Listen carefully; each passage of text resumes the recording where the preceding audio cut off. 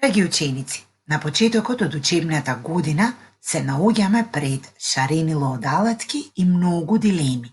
Како да ја одбереме вистинската алатка? Дали е тоа моливот, боиците или фломастерите?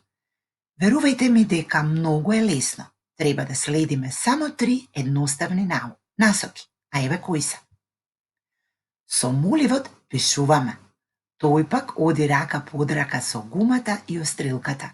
Пишуваме испрекинати прави коси и искривени линии. Потоа пишуваме букви и најпосле зборови. Со боиците боиме големи површини, како на пример небо, трева или сино море, океан или езеро.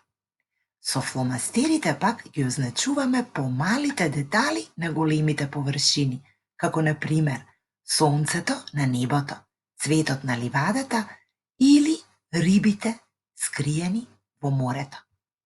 И, верувале или не, но тоа е едноставно се, драги мои.